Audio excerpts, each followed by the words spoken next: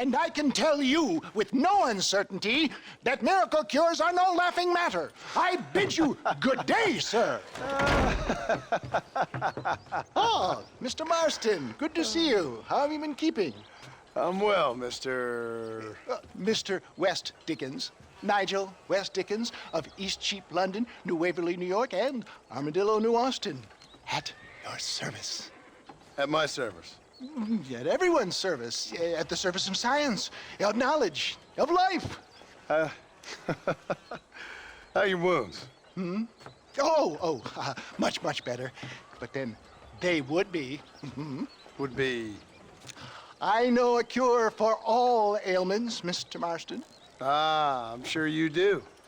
And I'm sure for just $2 an ounce, I could live forever. Oh, but for you, sir, I'd do a bulk discount rate of $1.95 an ounce, as long as you buy 100 ounces or more. That's a lot of immortality. Give it up, old man. That's Mr. West Dickens to you, boy. Give it up, old man. Listen, Marston, I'm broke, but this stuff is good. It works. I need a healthy young man like you. Come along, let's ride over to my newest customer at Ridgewood, and I'll explain while we go. Okay. Head for Ridgewood Farm, John, and hurry. There are people there in dire need of my tonic.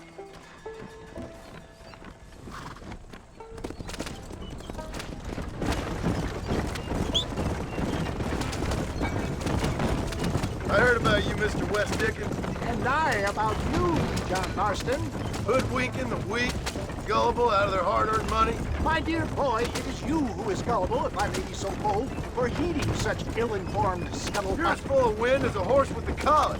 I have been blessed with the gift of language, and for that I will not apologize. But the West Dickens elixirs speak for themselves. My thousands of happy customers attest to that. If my tonic is such a sham, how do you explain the fine fettle in which you find me? Last time you saw me, I was knocking at death's door. You should thank the doctor for that. I reckon you were acting it up worse than it was. Act I can, John. A more convincing Othello there has never been. And so shall you, a fair Iago or Cassio make. I don't like the sound of this. Showmanship, John. The flourish, the bow. We are operating in a competitive marketplace. Our product must stand out. And how does this involve me? We're going to use your God-given talents to our advantage. I'm really starting to I'll regret drop this. you off at the outskirts of Ridgewood. That way, it won't look like we came together. Once I'm set up, saunter nonchalantly into the crowd that is sure to be forming. Eventually, I will call you up to try my tonic. After extolling the virtues, I will have you perform a few feats of wonder to amaze and impress the paying public. Such as? Oh, nothing out of the ordinary for a man in your line of work, I assure you. You hop out here, John. Follow me in on foot.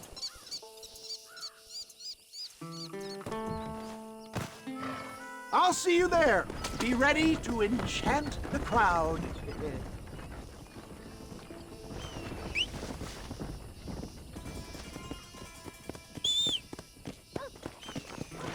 Come on!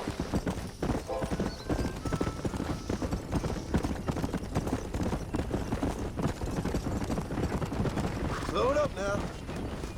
Whoa, whoa!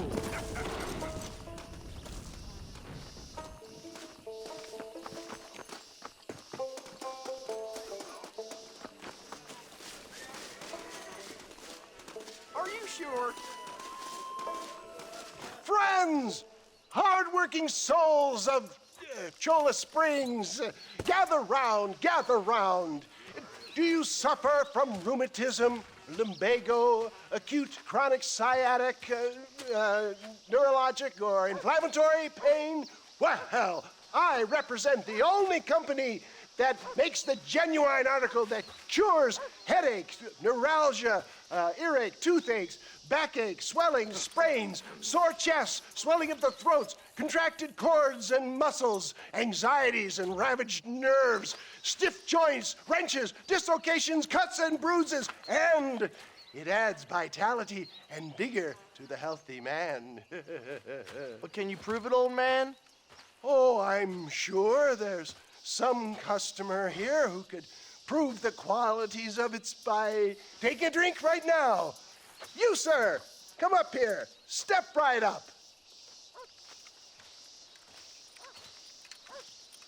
That's the spirit. Ladies and gentlemen, pay close attention. This poor, wretched volunteer, entirely unknown to me, will demonstrate the effects of Dr. West Dickens' own patent tonic. Be you a cowpoke or athlete, this miraculous elixir developed with the wisdom of the East keeps the muscles supple and relaxes the cords. It loosens the joints and gives a feeling of youth and vigor to the whole system. Not possible, I hear you say. Well, doubt no longer. Faith can move mountains, but I ask not for faith. I am a man of science, and today science will be vindicated. Your eyesight has greatly improved. Is that not so, friend? If you say so. That's right, it is. You heard him. What a good sport you are, sir. Now, gaze over yonder at that porch. If you squint, you may just be able to make out the skull that's hanging there. Go ahead, friend. Shoot that skull and demonstrate the miraculous eyesight you now possess.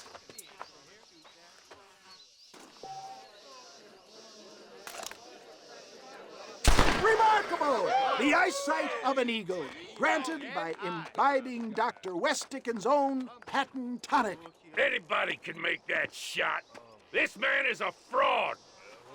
If your eye's so damn sharp, why don't you try shooting my hat out of the air? My friends, our test case has been challenged to shoot a gentleman's hat out of the sky above our heads. You can fool these people, but you ain't fooling me. Right. Let's just see how sharp you is with a moving target. Get ready. He's about to throw it.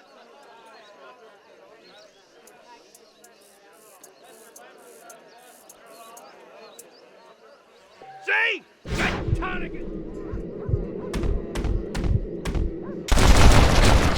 Have you ever seen such an eye? Behold the power of the elixir, plucked out of the sky. Hey! Hey! What? You think you can put a hole in a man's hat and just walk away, do you?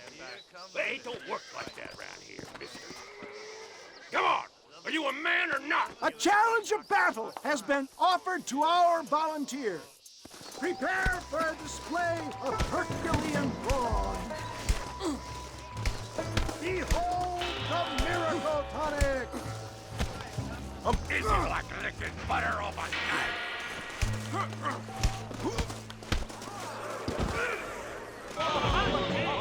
There it is, skeptics and dissenters, irrefutable proof. Do not let this opportunity pass you by.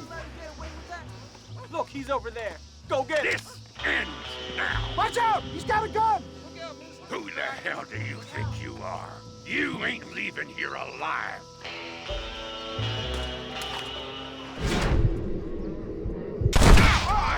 Marvelous shot, dear boy. The kind of deadly accuracy that can only be afforded by the West Dickens elixir. Come, I have plenty for all. You'll be fine. Get out of my way. Hey, where are you going? I want a bottle. Get me a bottle, please. One of them right here. No harm in trying one bottle, I suppose. Well, I think that went kind of well, don't you? I'm just glad that my normal job involves either chasing after cattle or murderers. Not the likes of you, mister. Don't be like that. Now, if you'll excuse me, I'd like to say my goodbyes, head on back to the real world. Wait, sir. I've been thinking about your predicament, and I think I may have an idea. I've been thinking I could be your cunning Odysseus. Beware of the Greeks bearing gifts, sir. Williamson had better beware. We will make them into Trojans. I don't rightly get you. I want you to go and see my old friend Seth. He can come across as a little curious, but I'm sure you two will get on. He's most often found at Coots Chapel. He's very devout. Why see him? Because between him and me, we can get those gates to open for you, and you can walk right in, just like in Homer's great Trojan yarn!